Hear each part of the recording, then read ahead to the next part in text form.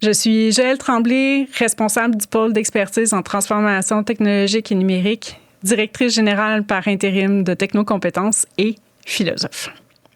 Avec le balado Par où on commence, on veut inspirer la réflexion dans tous les secteurs d'activité. Car la transformation technologique et numérique n'est pas réservée aux grandes organisations. Elle est accessible à toutes et à tous quand on sait par où on commence.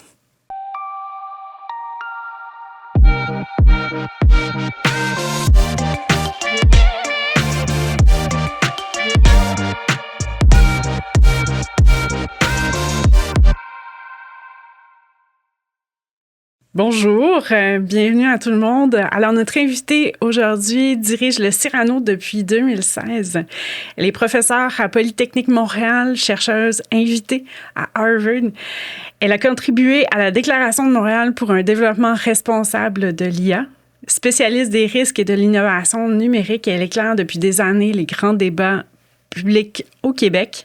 Nathalie de Marcelis-Warren, bienvenue à Par où on commence. Comme première question, j'aimerais savoir, que je vais poser à tous mes invités en fait, j'aimerais savoir par où on commence une bonne transformation numérique? Par se poser la question, qu'est-ce qu'on a besoin? C'est quoi nos besoins réels, en fait, parce que c'est ça qui va justement, après on va revenir en arrière, on va dire, OK, on veut ça, c'est ça nos besoins, c'est ça notre vision à long terme, c'est de voir par où on va commencer, justement.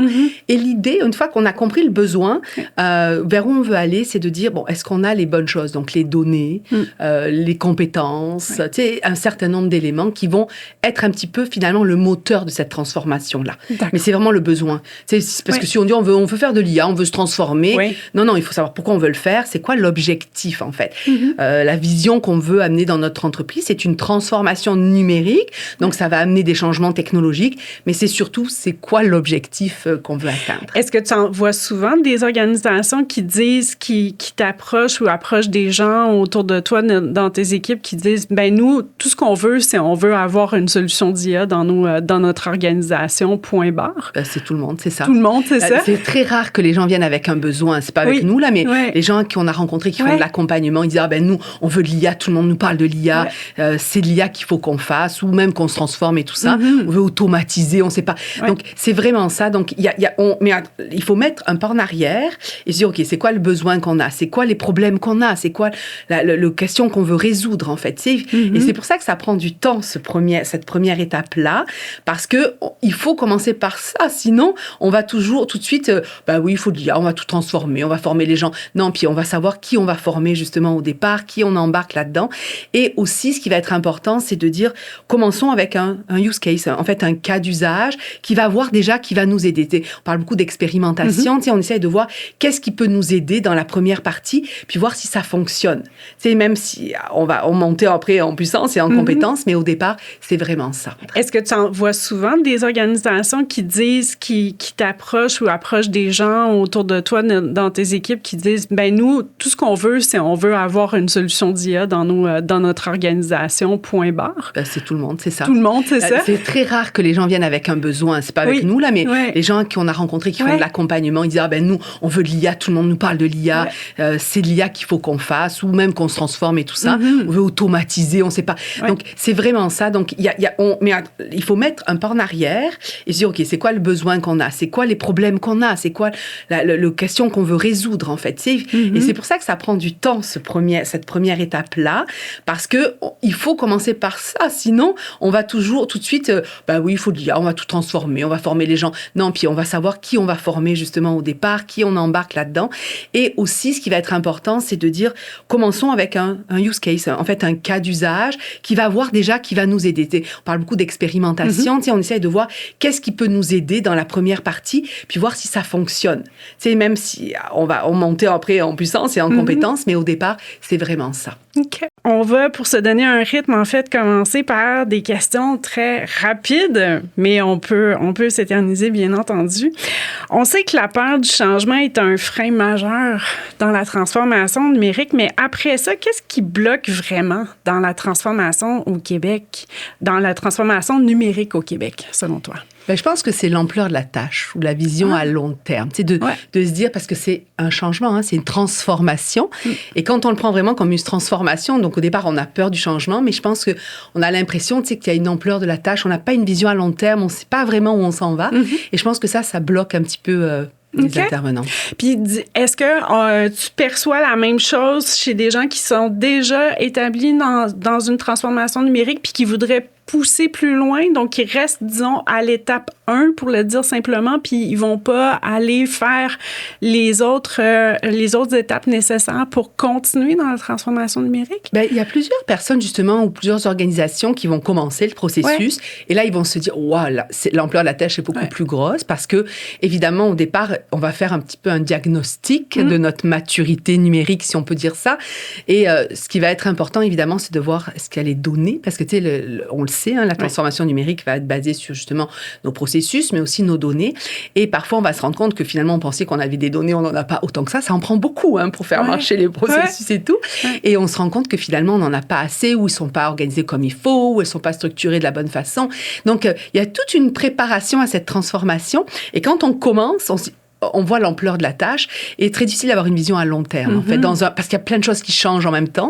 Et on se dit, la technologie ne fait que changer. Et si on fait des choix maintenant, qu'est-ce que ça peut faire? Donc, il y a tous ces éléments-là qui vont jouer. OK. Et en un mot ou une expression que tu voudrais bannir des discussions de la transformation numérique? Magie. Magique. Les gens pensent que c'est magique, l'IA va tout transformer, ça va être magique. Et ça, plein de gens me l'ont dit. En tout cas, bon. on a fait beaucoup d'entrevues auprès, justement, des gens qui accompagnent les organisations dans ces transformations-là.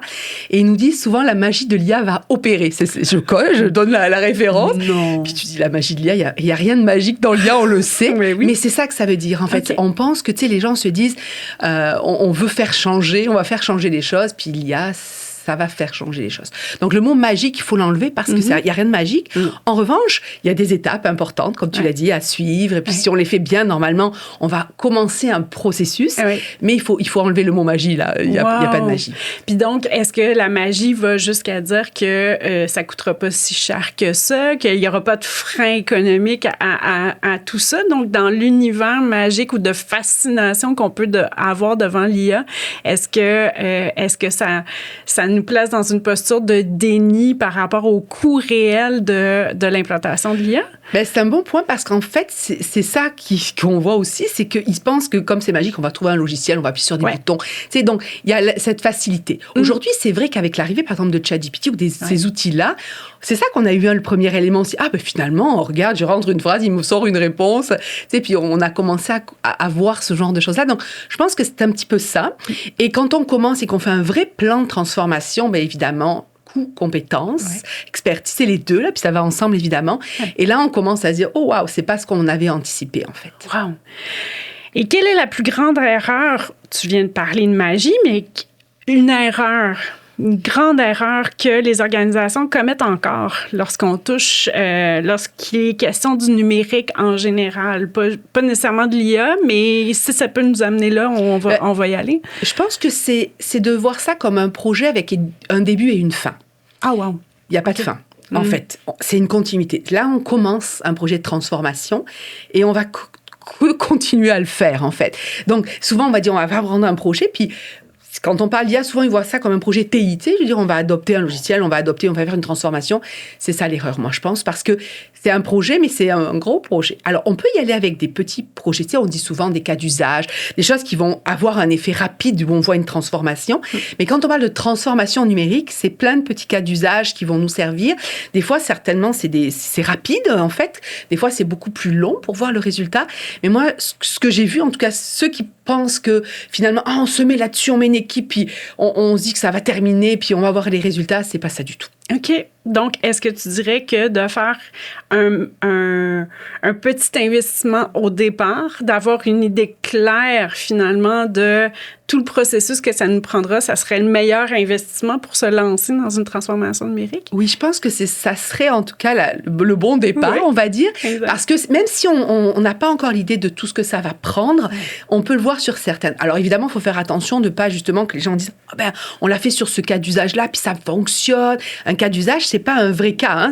C'est juste pour montrer qu'il y a... c'est une expérience, une expérimentation, si tu veux, par rapport à tes données, par rapport à tes processus. Puis c'est là où tu vois les limites des compétences des personnes dans ton organisation, ce que ça te prend comme besoin externe. Donc, tous ces éléments-là vont faire que ça va nous donner une idée de l'ampleur de la tâche, d'une certaine façon. Et c'est pour ça que je reviens à ta première question, ça peut peut-être bloquer. Là, à ce moment-là, on fait « Oh, wow, on n'avait pas vu ça. » Oui.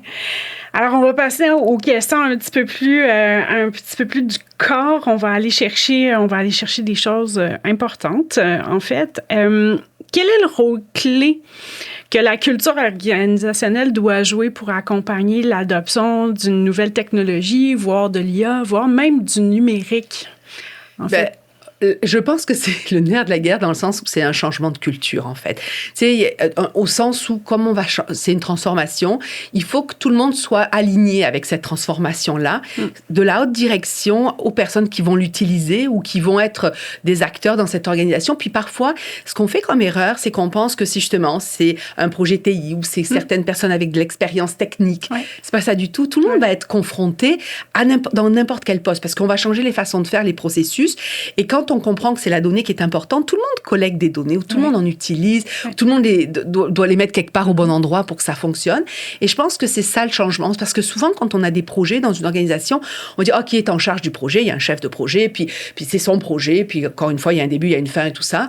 Là, ça va prendre à la fois la haute direction là, qui se dit OK, on veut transformer l'organisation puis qui comprennent ce que ça veut dire, qui pensent pas que c'est magique non plus là, mais qui voient que c'est un engagement de son organisation, mais que chaque personne en fait à différents niveaux de l'organisation, même chose, a cette connaissance. OK, c'est un changement en fait par rapport à ça. Et donc, est-ce que tu dirais qu'il y a c'est une meilleure clé de succès pour ce changement de culture là que ça vienne des employés versus un projet d'aussi grande ampleur qui viennent uniquement comme décision qui descend finalement des décideurs? C'est les deux, en fait. C'est les deux. La clé de succès, c'est les deux. Parce qu'en fait, et c'est là où c'est important par rapport à d'autres types de changements, c'est que, justement, il faut à la fois que la personne en charge, ça va, comme on l'a dit tout à l'heure, c'est un projet de long terme. Il faut une vision stratégique. Donc, il faut que la haute direction soit impliquée, le voit, puis comprenne bien l'ampleur, évidemment, que ce soit au niveau des coûts, au niveau de ce que ça va entraîner.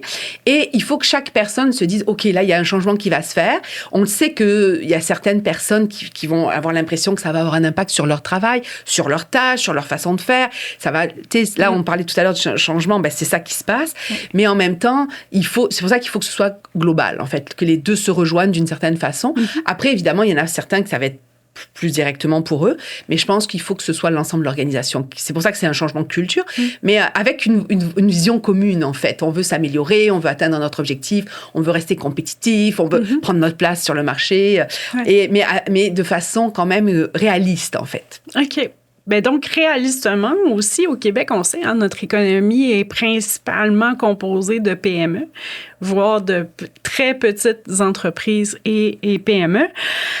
Quel petit geste concret et accessible justement à cette catégorie d'organisation est possible dans un virage numérique qui pourrait être amorcé dès demain matin pour ces gens-là qui veulent se lancer dans une transformation numérique au-delà du changement de culture qu'on a bien établi?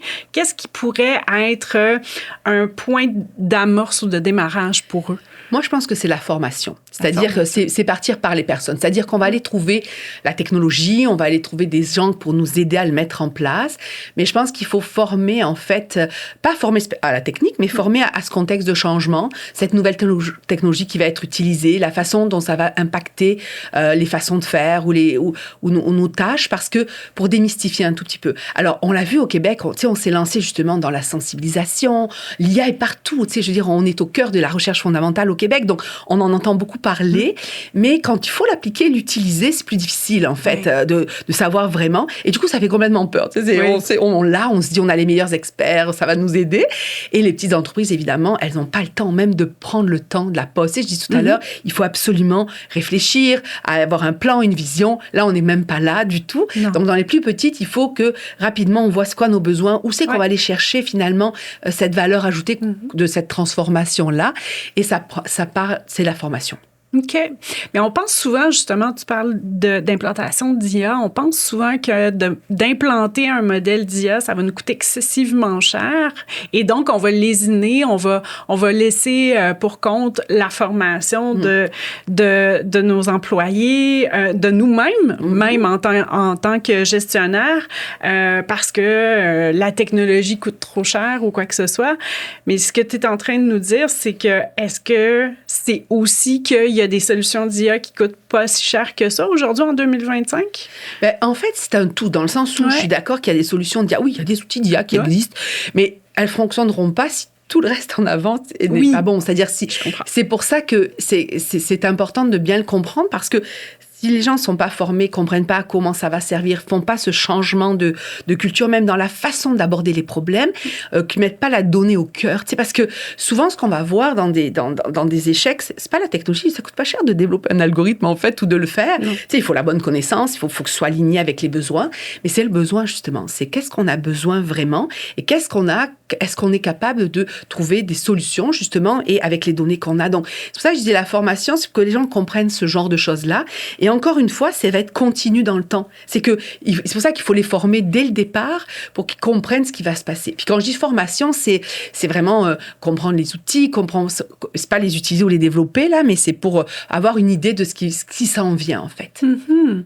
Et si tu avais un cas à nous transmettre aujourd'hui, que tu voudrais nous parler, qui t'inspire, qui a déjà passé par cette transformation numérique-là, soit dans l'implantation de processus automatisés ou sinon d'IA, puis que tu voudrais nous témoigner de comment finalement ils ont été exemplaires dans leur transformation, ça serait lequel? Il y a plein de cas, mais il y a un cas qui m'a marqué. En fait, quand on parle des personnes et des changements, j'ai été visiter en fait Patate Dolbec, l'entreprise Patate Dolbec a voulu vraiment amorcer cette transformation numérique et même de l'IA, en tout cas d'utilisation de l'IA. Puis eux, ils ont voulu changer leur processus, en fait, utiliser des technologies de reconnaissance par image pour classer les pommes de terre, en fait. Donc, c'est vraiment ça. Donc, l'idée, c'est que quand ils vont chercher le pomme de terre et qu'ils les amènent on les trie, en fait. Oui. Donc, avant, c'était des humains qui les triaient, celles qui vont aller selon la taille, selon la forme, si elles sont abîmées, celles qui vont partir en purée, celles qui vont être dans le barbecue. Donc, il y a tout, c'est assez intéressant. Donc, ils ont voulu, évidemment, tu sais, c'était des gens qui faisaient ça. Et donc, ils ont voulu faire cette transformation-là. Donc, ils ont utilisé, puis là, on est dans la transformation numérique pour l'instant, reconnaissance de photos. Mais pour pour entraîner le système, évidemment, il faut que les photos soient labellisées. En fait, il faut dire, OK, ça, c'est pour les pommes de terre, c'est pour tel type d'utilité. Et en fait, ils ont utilisé une personne, en fait, qu'ils ont formée, qui faisait le tri manuel et qui l'ont monté en compétence en disant, écoute, toi, tu es la meilleure personne, tu le faisais, on va labelliser. Et en fait, ils ont mis cette image-là de la personne qui était sur la chaîne en train de trouver, d'identifier les pommes de terre. C'est elle qui est maintenant en charge, en fait, finalement, de la labellisation des photos avec son équipe. Et donc, elle est un petit peu l'image, en fait, ou le visage de la transformation numérique. Alors après, évidemment, il y a plein d'autres choses derrière pour faire des modèles de prédiction, des choses comme ça. Mais là, au départ, dans la reconnaissance et la labellisation, et ça, je trouve que c'est intéressant parce que tout le monde la connaissait. Enfin, cette personne-là, elle s'appelle Nathalie, d'ailleurs, c'est pour ça. Bon. Et quand on l'a visitée, on nous parlait de Nathalie comme étant la personne qui était à l'image. Et on l'a rencontrée. Et j'ai trouvé ça intéressant parce qu'elle a fait cette volonté-là. Elle a bien compris qu'elle allait perdre évidemment son travail parce que elle était remplacée par un système automatisé. Ouais. Et finalement, elle a accepté, en fait, et elle a été intéressée à prendre ce pari-là, justement, d'être celle qui aide à labelliser. C'est la meilleure personne pour connaître ça. Et ça, et du coup, dans l'organisation, c'est waouh! Elle a changé, elle s'est formée, elle forme l'équipe, et ça a un effet d'entraînement. Évidemment, avec elle a des gens qui sont spécialistes dans les systèmes de reconnaissance, elle a des personnes. Mais elle connaît son métier. Et ça, c'est important parce que souvent, l'erreur que l'on fait, c'est qu'on pense que c'est que de la technologie. Mais quelqu'un qui sait développer des logiciels ou qui sait développer, par exemple, des algorithmes, n'a peut-être pas la connaissance métier ou n'est pas capable de labelliser les photos pour dire que ça, c'est une bonne pomme de terre ou pas dans ce contexte-là. Et c'est dans mes premiers cas que j'avais visité, en fait, parce qu'on a fait beaucoup de visites, justement, on va les rencontrer, on veut comprendre c'est quoi les enfreins, les enjeux et tout ça. Et j'avais fait un projet qui était vraiment dans le système bioalimentaire. Et c'est là qu'on a rencontré cette entreprise-là. Et je trouvais que c'était un bel exemple, en fait, où c'est humanisé, là. C'est une personne qui est là. La technologie derrière, plein d'écrans, ils ont une salle de contrôle. On les voit, là, tu sais, les appareils. Mais c'est pas ça qu'on voit, c'est la personne, en tout cas. Wow! Et donc, cet exemple-là, est quand même assez parlant aussi sur toute l'importance, certes, d'une littératie numérique, d'une maturité numérique aussi au sein de l'entreprise, mais que on est capable d'augmenter en compétences avec justement un bon accompagnement de quelqu'un à l'externe, mais qu'il faut avoir des parties prenantes au sein même de nos organisations qui va permettre d'être la figure de proue, finalement, de cette transformation numérique. Et je pense que ce qui est important, c'est justement là, c'est un exemple qui était le plus frappant parce qu'il fallait, c'est elle qui avait la connaissance, cette personne-là, mais il y a plein d'autres personnes, justement, parce que comme c'est les données qui sont importantes, ou justement là, c'était des photos à labelliser, il faut qu'on puisse les étiqueter d'une certaine façon. Ben, dans ce contexte-là, ça a vraiment eu un impact. Et je pense que c'est comme ça, quand je dis qu'il faut que l'ensemble, même si ça vient de l'organisation, qui dit on veut faire une transformation, il faut identifier rapidement quels sont les employés ou quels sont les gestionnaires, quelles sont les personnes dans l'organisation qui vont être soit plus impactées, soit qui vont être nos moteurs, en fait, le visage de cette transformation. Wow! Super!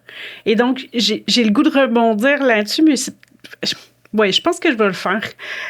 Mais à la lumière du scandale de SACLIC, qu'est-ce que ça révèle, cet échec sur la gouvernance des projets du numérique au Québec versus ce cas exemplaire-là que tu viens de nous parler, justement? Ben, là, on est à notre échelle, on va dire ça. Donc, quand on dit notre échelle, comme tout projet, quel qu'il soit, la complexité amène des risques supplémentaires et des coordinations, des choses comme ça. Là, je veux dire, c'est une autre ampleur. Là, on est à puissance beaucoup. Mais encore une fois, comme tout grand projet, quel qu'il soit, puis c'est vraiment justement la coordination.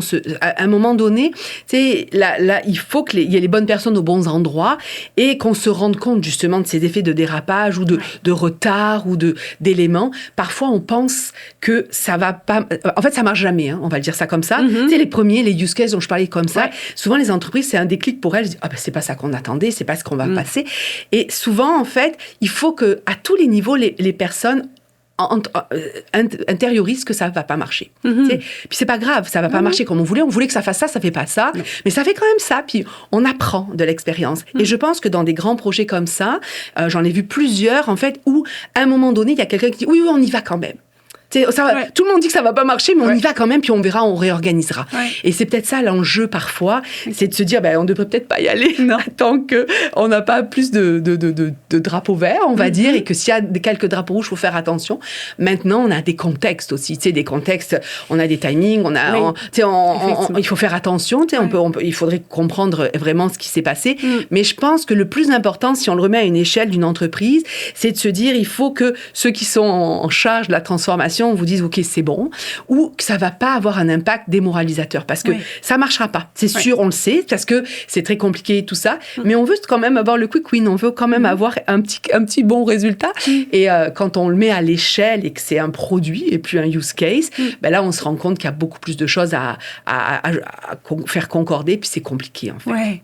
Est-ce que tu dirais que le niveau de littératie numérique dans les organisations au Québec, donc et incluant les petites et très petites entreprises, est assez bon pour permettre de saisir c'est quoi leurs besoins en transformation numérique et donc leurs besoins à savoir est-ce que j'ai vraiment besoin d'une solution d'IA à implanter dans mes processus ou pas? Est-ce que tu comprends? Je pense que oui. En fait, ça s'améliore beaucoup. Okay. On en parle beaucoup, ça s'améliore. Ouais.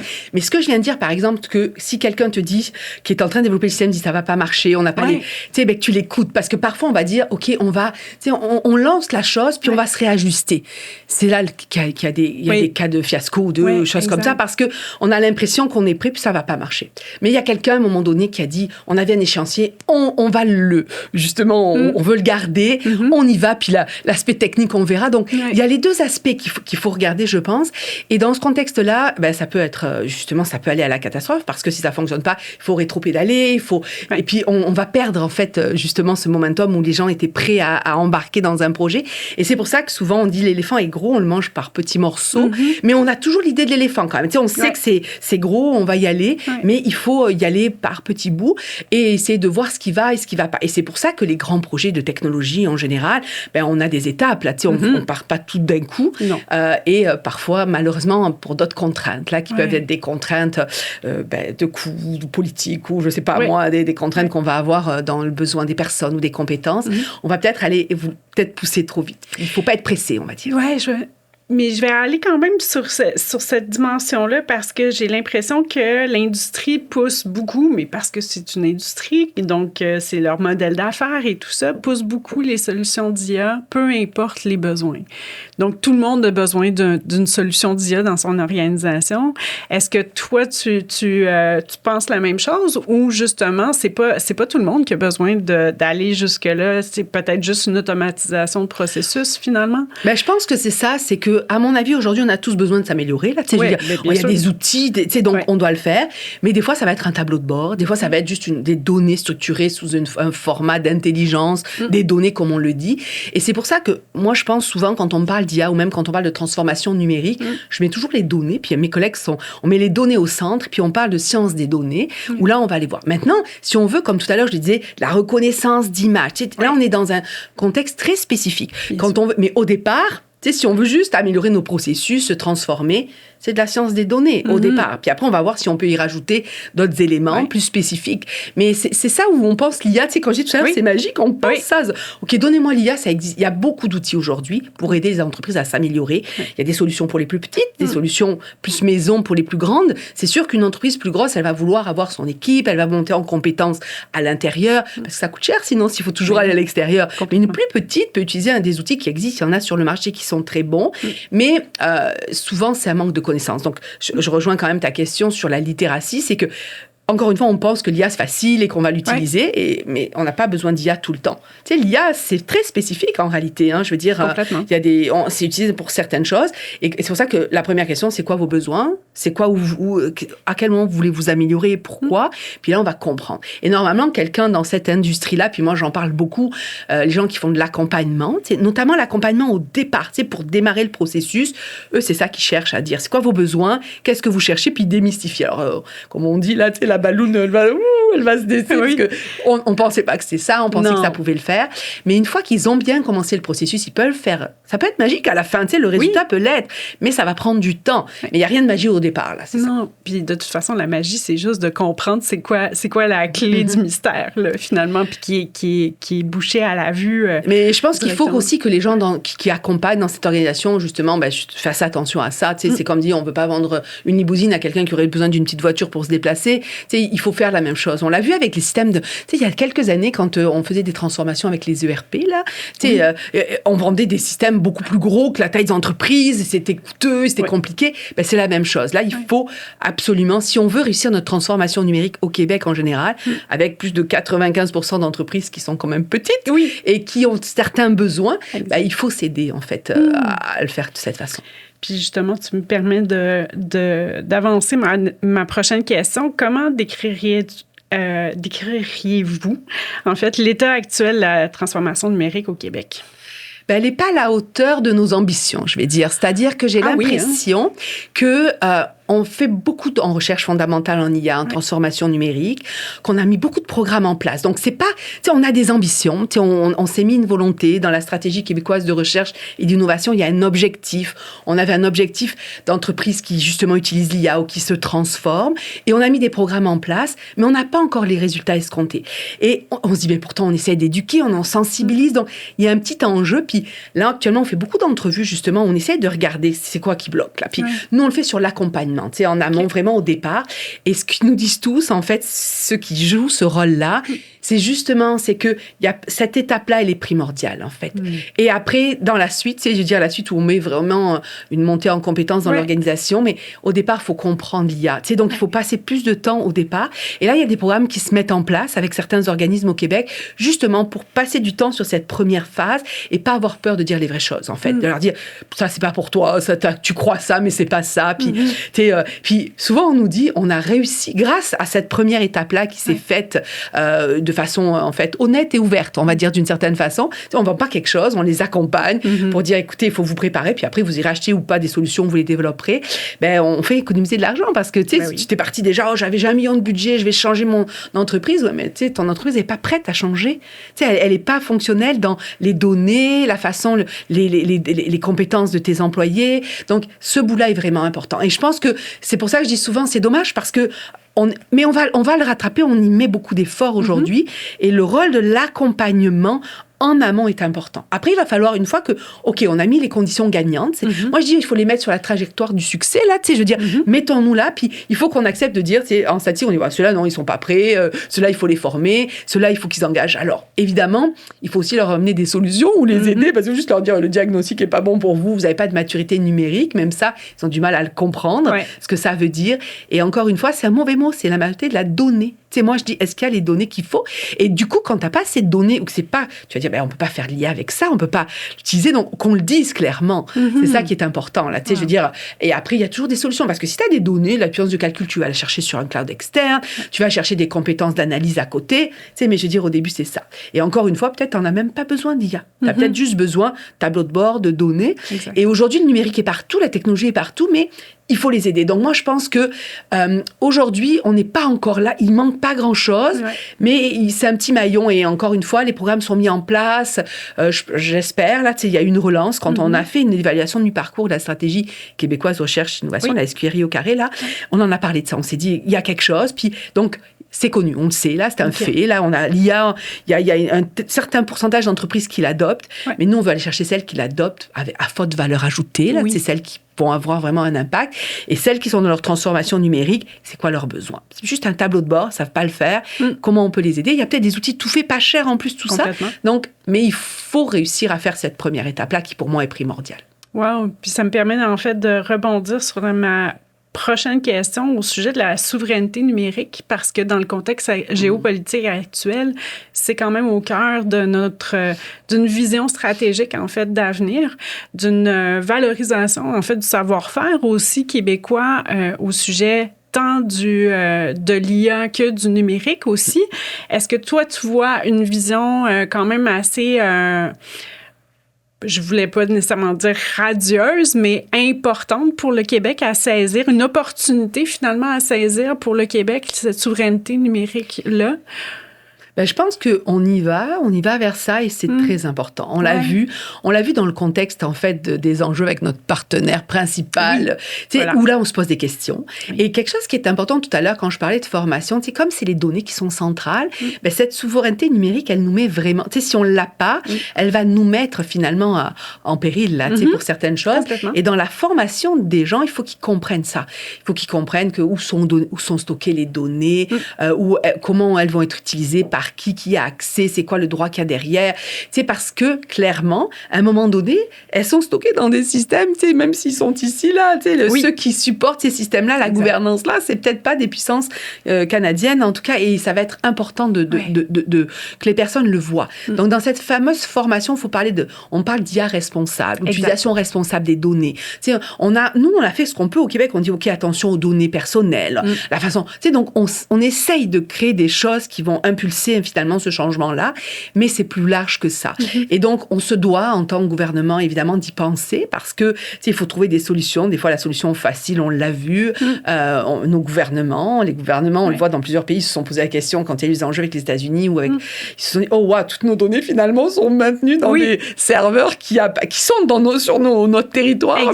Mais l'entreprise, c'est quand même une entreprise étrangère. Exact. Donc, grande big tech, là, on le sait, là, tu sais, je veux dire, donc, c'est des questionnements. Donc, il faut trouver des moyens. On a des solutions au Québec et au Canada, parce que ça peut, tu sais, il faut le voir, tu sais, même si on parle de stratégie québécoise, on peut pas, il y a des choses qui sont des infrastructures numériques, il y a eu beaucoup d'investissements au niveau canadien. Il faut que ça aboutisse pour qu'on travaille ensemble sur ces éléments-là, parce qu'il faut une souveraineté numérique canadienne et le Québec doit y contribuer et en même temps y en tirer les bénéfices. Mais moi, ce que je pense qui est important, il faut y aller vers ça. C'est important pour la suite. On l'a vu, on ne sait pas ce qui peut arriver. Et là, on vient d'avoir un wake-up call. Là, on vient d'avoir quelque chose qui nous a réveillés en disant, OK, on le savait depuis le début. Tu sais, tu parlais tout à l'heure de la déclaration responsable de l'IA. Une première élément, c'était ça, les données. Et c'est pour ça que dans la formation, tu sais, quand on dit il faut former les gens, il faut qu'ils se posent les bonnes questions. Il faut qu'ils sachent poser les questions, en disant où sont stockées mes données, comment elles vont être. Alors, on leur dit de plus en plus. Des fois, ils n'ont pas le choix. Des fois, ils sont pris avec leur système. Mais il va falloir les aider. Mais on est dans la bonne voie, on commence à le faire, mais c'est pas terminé. Puis c'est ça, puis en fait, la souveraineté numérique, je comprends bien, c'est 360, ça va du stockage de données à l'utilisation d'un modèle d'IA qui a été fait ici au Canada, puis qui est surtout fait par une entreprise qui est canadienne. Donc, ça va dans justement, comme je disais, en 360, et c'est ça, est-ce qu'on pourrait dire que ça correspond à une formule d'IA qu'on pourrait nommer responsable, qu'on pourrait qualifier responsable? Ben dans le contexte responsable, justement, on met l'enjeu éthique, les données personnelles. Tu sais, il y a tous ces éléments-là. Donc, le mot responsable veut dire que, tu sais, on a bien compris, en fait, les risques associés, puis qu'on va avoir des façons de faire qui vont nous permettre, justement, de sécuriser nos données, de savoir où elles sont stockées, de la façon de le faire. Mais ça prend des moyens, et c'est pour ça que c'est important, ces stratégies nationales, en fait, pour pouvoir donner les moyens de ces ambitions-là. Je te laisse prendre une gorgée d'eau. Merci pour toutes ces réponses. On va finir par les questions en un mot. En un mot? Oui, en rafale. Vas-y. Oui. Donc, les réponses que je demande, c'est un mot seulement, pas le droit d'aller plus loin qu'un mot. Alors, on y va? Oui. Super. Alors, qualifie la transformation numérique au Québec. Futur. La clé du succès d'une transformation numérique. Éducation. L'avenir du numérique au Québec. Merveilleuse. La compétence la plus urgente à développer. Esprit critique. Votre plus grande inspiration en transformation numérique. Plus grande inspiration, en un mot. Volonté. Ce que les organisations oublient trop souvent. Que ça va être long. Le plus gros risque d'une transformation numérique. C'est pas de voir, c'est que c'est une transformation. C'est ça le mot. Et donc, comme dernière question, en un mot, par où on commence une transformation numérique? Par se poser la question, c'est quoi le besoin réel que l'on a? Besoin. Merci beaucoup pour ta participation aujourd'hui à cette balado.